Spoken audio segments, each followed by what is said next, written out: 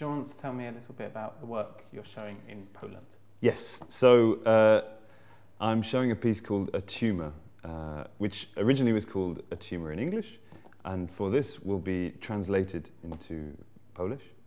So it's a piece that consists of a video and a book, and together they kind of make this promise to the audience, the reader or the viewer, that that if you watch this thing all the way through, that it will give you a tumour. The kind of interest for me originally was like a kind of, I guess, some sort of position on the impossibility of affecting the audience in certain ways, but also wanting to speak materially to the audience and to their bodies and things, and thinking up a way that I could sort of make this promise, but it would be impossible to sort of prove or disprove, and this thing would be internalized in certain ways and have this effect. So yeah, I mean, it comes across as incredibly malicious, but but it might be malignant, or it might be benign. So but it will. I mean, I've kind of got to this position where I have to insist that yes, it definitely does give you a tumour. Yeah. So how is it having it translated? Presumably you don't speak Polish. No, I don't. I don't speak Polish. It's previously been translated into German, and the experience is kind of amazing. As in, I have no access to this thing. I mean, I feel for the translator because it's quite a sort of convoluted, vernacular bit of writing that's, you know, a mess, really. But I'm more than happy, and I think I have this attitude generally to the work, is that once it's sort of made, I'm more than happy for it to be sort of repositioned accordingly. And actually to not know what it says is kind of a wonderful thing. I mean, it's such a sort of luxury to let this thing go and then have it come back to you in this unintelligible form that then you kind of is fully like an object then, you know, this book of kind of nonsense that I can't read. So I'm more than happy for that to happen. Quite a lot of the works also have a kind of sculptural element to them.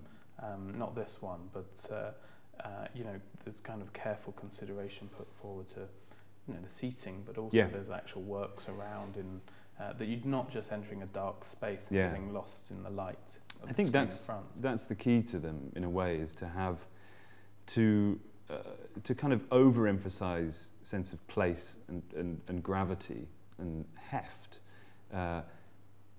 You know, to counterbalance the kind of the really hard pull of moving image stuff, you know, which is trying to pull you out of body. And so this stuff, which is often the spaces are kind of quite delineated, where there's the kind of screen world and then where you are. And there's the kind of like crossing of that threshold quite often. And the sculptures, which are often, they're kind of drawing panel things, which are heavy and sort of just about handleable, or the kind of fantasy of like, how would I hold this thing? And they're leaning and they're kind of, you know, they kind of really over-egg analog and weight and things, as with the chairs. And I think, you know, I never wanted to kind of be in just a cinema. I kind of like the problem of showing moving image in gallery spaces, like how to be in front of this thing, and it's not, I'm not used to this kind of slight discomfort. And I think again that's very clearly speaking about, you know, the ability to relinquish oneself, usually in a cinematic context, rather than in the gallery, where the performance of being viewed, of being there, and sort of making choices about when to leave, when to talk with someone else, or whatever. All of those speak to one being aware more of the body and not losing it. But so I think there's a kind of gratuitous necessity to over-egging the kind of intoxicating, but also over-egging the kind of detoxification of this stuff, you know.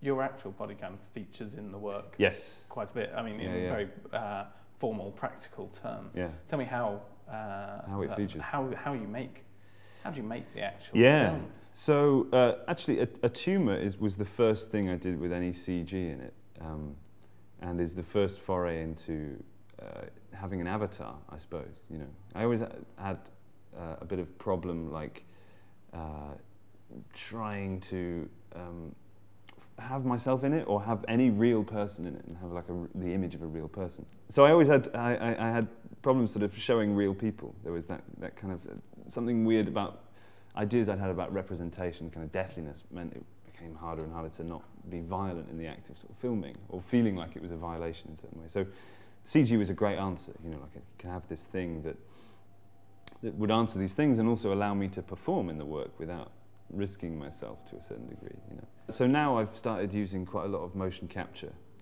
technology. It's all kind of consumer and prosumer stuff, so it's like a Kinect for an Xbox. But I would sit in front of this camera that then maps the 3D data that I can then put onto a model and use that model. So it's kind of me wearing a ridiculously sort of electronic digital mask or something. But it's also not me. It's a way to encounter performance in a particular way. And I think performance has become more and more important to the work, like what it is to kind of ask these things and speak these lines. Because a lot of the writing is also confused with kind of autobiographical detail, or biographical detail, the flavour of that, regardless. And bodies appear in the writing a lot. You know, obviously the writing has a kind of deliberate, substantive graphicness. You know, a lot of it's kind of substances and fumes and wind and skin and hair and stuff. Yeah. And bits. And bits. Yeah, lots of bits of bodies. So yeah, I mean, the whole thing is laced with a kind of corporeal oomsk or something. There's a weird plastication of your face going on there. I mean, yeah. it's odd. It's kind of strange. I suppose it's uncanny. Yeah. Really. Yeah. I mean, how much is that the uncanny? I suppose that's the effect that one might want. You know, like that kind of something wrong. You know, the thing that's kind of unmentionably wrong. You know, the thing that shouldn't be moving like that. You know, and I suppose the tumour thing is kind of part of a, you know, like there's some deep kind of mortal fear in that, of kind of something that shouldn't be alive being alive, you know, that's moving in ways, or something that should be alive moving like it's dead, or something, you know, like some combination thereof, I think is some kind of, I mean, horror would be something that I would want there to be in there somewhere, not in some kind of, you know, schlocky. Yeah, not like that, but I think definitely in a way of kind of wanting to that unsettling sensation of the uncanny in a way. And I think that that's something that can't avoid to be talked about around computer-generated stuff, you know, particularly because it's attempting such verisimilitude, but actually always fails, you know. Like. Kind of what comes first? Do you write the script? Do you storyboard? Do you? No, it's a bit more sort of messy than that.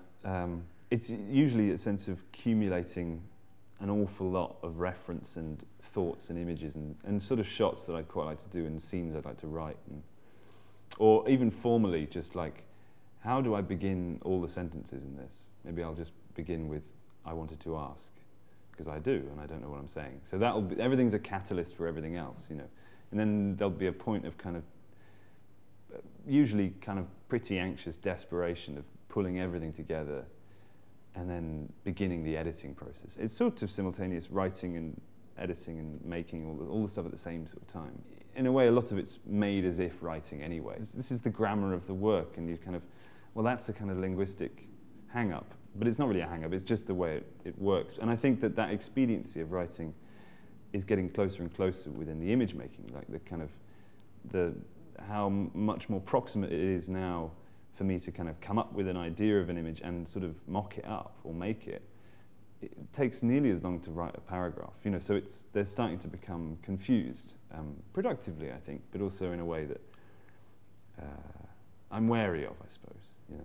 Your work's kind of obviously catalysed by literature and by writing, has literary references and theoretical references.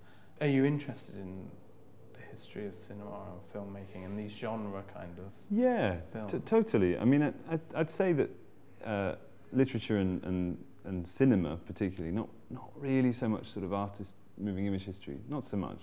Genre is a way of making sense, you know, and I think however much it sort of lies and however much it's kind of convenient, and it's at its worst, it's this thing that's sort of, whose legibility is determining and it doesn't really allow for anything, but actually it's precisely that kind of genericness, that kind of absolutely, it's sort of arrived already, you know, we know the schema of this, we know what's going to happen, but there's still this satisfaction in it. But also, like, by using genre tropes and kind of things that are totally familiar and dramatic swells and things, you're playing off hopefully you're playing off people's fluency in that and their kind of ease of that, and then any interruption that you make upon that thing is kind of extra visible in certain ways. I mean, I think I'm fascinated by, particularly in literature, things like this sort of police procedural sort of thing, you know, this kind of apparently absolutely kind of schematized, you know, this happens and this happens, and the schema is played out within the kind of thematic of the work, but also within the kind of formality of the thing, so the form of a police procedural and also the procedure of the police within this thing. But then obviously the thrill is kind of the stuff that ruptures that and breaks that.